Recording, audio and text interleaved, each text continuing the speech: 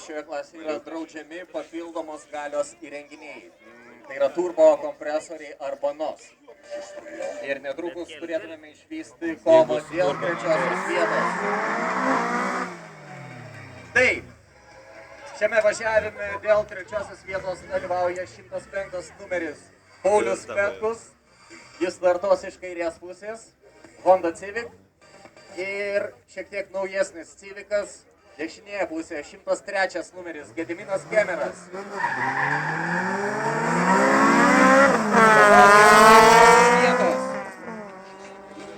Geresnį startą rodo Paulius, startuojantis kairėje 0,67, jo konkurentas 0,71. Ir kągi, galime pasveikinti trečios vietos nugalėtoją, tai yra Paulių Petkų.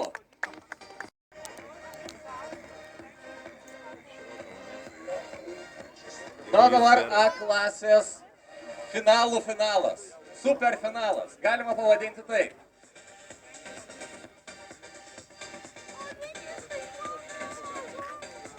Kairėje pusėje 104 numeris Marius Stankevičius, Honda Civic. Dešinėje pusėje 102 numeris Ovidijus Tylenis, Volkswagen Scirocco.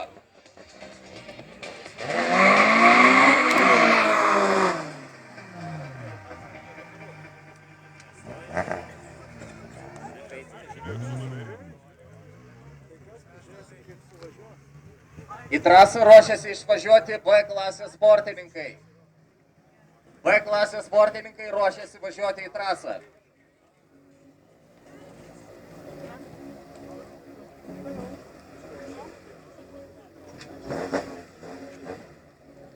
Honda Civic prieš Volkswagen Scirocco. Honda vairuoja Marius Stankevičius, Scirocco Ovidijus Tylenis. Įtampa auga, kova dėl pirmosios vietos A klasėje. Na, netrukus duotas startas bus.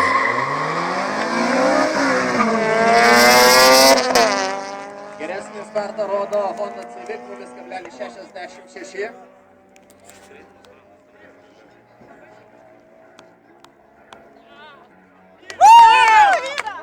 Aš jau suprantu, kad plojate Ovidijui.